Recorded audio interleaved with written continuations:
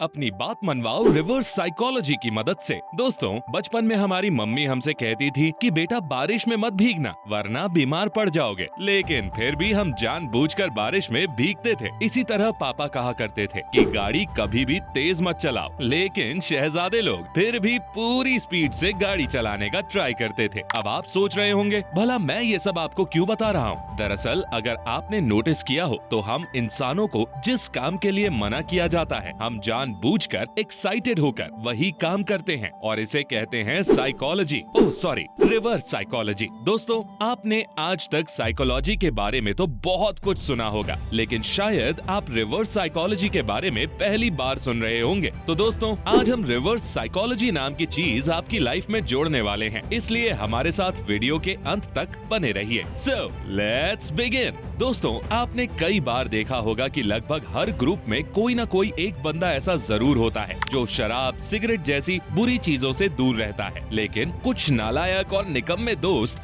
उस बंदे को हरदम शराब और सिगरेट की लत लगाने की फिराक में लगे रहते हैं और अक्सर उससे कहते हैं कि तुम नहीं पी सकते, अरे तुम तो अभी बच्चे हो। और इसका नतीजा ये होता है कि कई बार वो बंदा शराब और सिगरेट पी लेता है। शायद अब तक आपके दिमाग की बत्ती जल गई होगी, अगर नहीं जली है तो हम जला देते हैं। दरअसल जब हम इंसानों को कोई नेगेटिव शब्द बोलकर उकसाया जाता है, जैसे बेटा तुमसे ना हो पाएगा, तो फिर हम लोग कैसे भी करके उस काम को करने में लग जाते हैं, और यही है रिवर्स साइकोलॉजी। रिवर्स साइकोलॉजी का इस्तेमाल पॉजिटिव और नेगेटिव दोनों तरीकों से किया जा सकता है, लेकिन कुछ चालाक लड़के और लड़कियां अपने गर्लफ्रेंड और बॉयफ्रेंड के साथ रिवर्स साइकोलॉजी का सहारा लेकर खेल जाते हैं। शायद आपको मेरी बात समझ नहीं आई होगी, चलिए मैं आपको आसान भाषा में समझाता हूँ। आपने कई बार देखा होगा कि कोई दोस्त अपने दूसरे दोस्त को जल्दी बुलाने के लिए फोन करके कहता है कि भाई जल्दी आजा, यहाँ पर बहुत बड़ी गड़बड़ हो गई है, तू जल्दी आजा आजा, और इतना कहकर फोन काट देता है। और इसका नतीजा ये होता है कि वो दूसरा वाला दोस्त फौरन दौड़कर वहाँ आ जाता है। जरा सोचिए, अगर पहला वाला दोस्त अपने दोस्त को बुलाने के लिए फोन पर कहता है कि मैं चौराहे पर खड़ा हुआ हूँ, तू जल्दी आजा, तो शायद दूसरा वाला दोस्त इतनी जल्दी नहीं आता। चलिए अब हम बात करते हैं कि रिवर्स साइकोलॉजी का यूज कहाँ और कैसे किया जाता है। लेकिन रिवर्स साइकोलॉजी की यात्रा पर जाने से पहले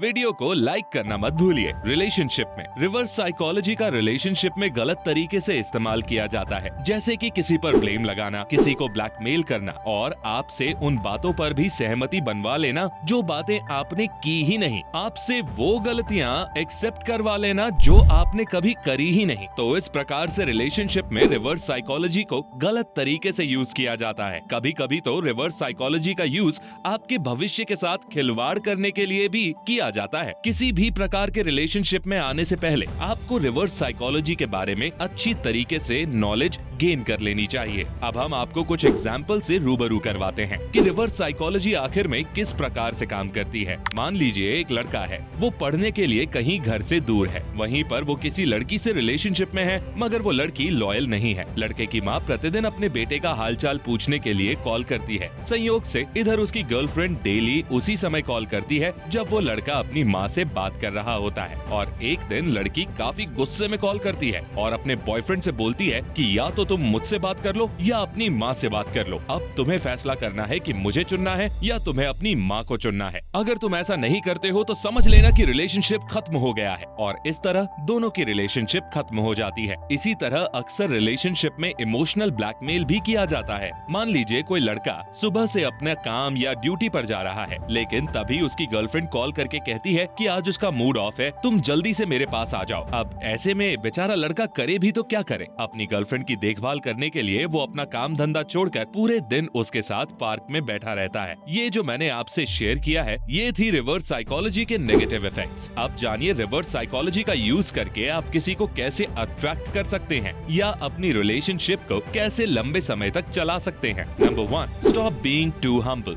ज्यादा हम्बल होने की जरूरत नहीं है। मतलब आपको अपने पार्टनर से लंबे समय तक बातें करने की कोई जरूरत नहीं। आपको अपने पार्टनर को कॉम्प्लीमेंट देने की बिल्कुल भी जरूरत नहीं है। आप आपकी भी खुद की एक रिस्पेक्ट है। अगर आप किसी से लंबे समय तक बातें करते हैं तो आपकी रिस्पेक्ट भी खत्म हो जाती है। उस इंसान को ऐसा लगने लगता है कि आपके पास और कोई काम नहीं है। अगर आप उससे बात नहीं करेंगे तो आपका दिन नहीं कटेगा। ये चीजें अपने पार्टनर को सोचने के लिए बिल्कुल भी मत दीजिए। अपने कैरेक्टर को कभी भी लूज होने मत दीजिए और हमेशा स्ट्रेट फॉरवर्ड बनने की कोशिश कीजिए ताकि सामने वाला बंदा आपको कमजोर ना समझे। मान लीजिए आप कोई काम कर रहे हैं, तभी आपके पार्टनर का आपके पास कॉल आता है और वो आपके साथ बातें करके टाइम पास करना चाहता है, लेकिन ऐसी सिचुएशन में आप उसे साफ साफ मना कर दीजिए और बता दीजिए कि आप इस समय काम कर रहे हैं। अगर आप ऐसा करते हैं तो आपके पार्टनर की नजरों में आपकी इज्जत और ज्यादा बढ़ जाएगी, क्योंकि उसे लगेगा कि आप अपने काम के लिए बहुत ही डेडिकेटेड हैं। वहीं अगर आप अपना काम छोड़कर उससे बातें करने लगेंगे तो वो आपको उल्लू समझेगी। जी हाँ, उल्लू। अब फैसला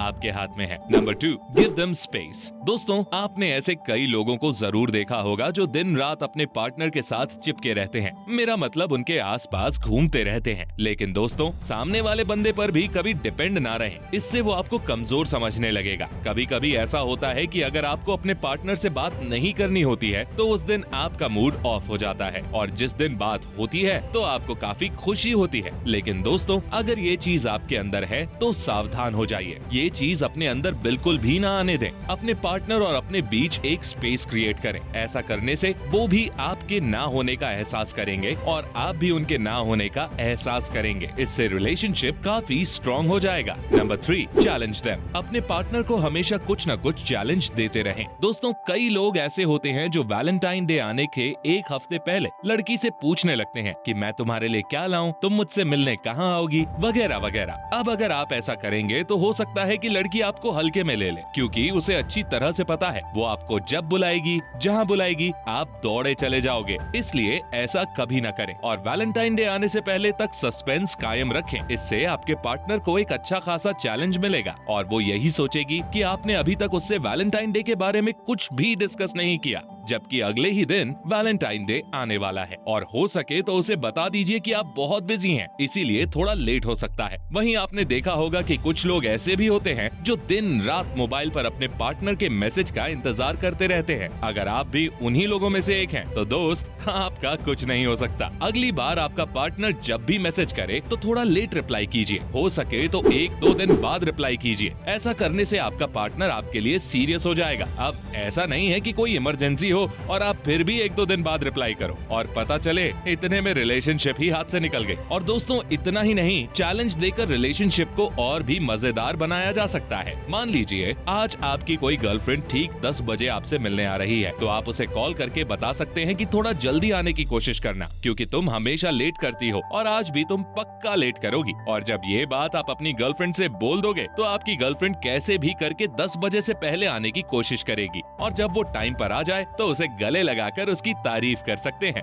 ये हुई ना बात। No jealousy. कई बार ऐसा होता है कि आपका पार्टनर जानबूझकर आपको जेलसी फील कराने के लिए किसी ऑपोजिट जेंडर को गले लगाता है या उसके साथ इस तरह की हरकतें करता है जिससे आपको जलन हो, लेकिन आपको उस समय खुद को शांत रखना है और बिल्कुल भी जेलसी फील नहीं करनी है, क्योंकि अगर आप ऐसा कर पाए तो आपका पार्टनर आपके बारे में सोचने पर मजबूर हो जाएगा। उसे लगेगा कि आप बहुत अच्छे इंसान हैं और जेलसी फील नहीं करते। उसकी नजरों में आपकी इज्जत बढ़ जाएगी। लेकिन अगर आपने भी अपनी औकात दिखा दी, मतलब जेलसी दिखा दी, तो आपका रिलेशनशिप खराब हो सकता है। बुराई और फिर तारीफ। दोस्तों, यह सुनने में थोड़ा अजीब जरूर लग रहा है कि भला किसी की बुराई करके तारीफ कैसे मिल सकती है, लेकिन रिवर्स साइकोलॉजी पूरी तरह से इसी बात पर टिकी हुई है। मान लीजिए किसी लड़के को अपनी गर्लफ्रेंड से तारीफ सुननी है, तो वो अपनी गर्लफ्रेंड से कहेगा कि यार मैं तो अपनी लाइफ में कुछ नहीं कर पाऊंगा, पता नहीं मेरा क्या होगा। बस फिर क्या है, उसकी गर्लफ्रेंड तुरंत उससे कहेगी कि तुम कर सकते हो, तुम बहुत अच्छा करोगे। ठीक इसी तरह लड़कियां भी अपनी तारीफ सुनने के लिए कहती हैं, यार मेरी हाइट थोड़ी कम है, मैं थोड़ी मोटी भी लगती हूँ। और फिर क्या, उसका बॉयफ्रेंड तुरंत तारीफों के पुल बांधना शुरू कर देगा। नहीं जानू,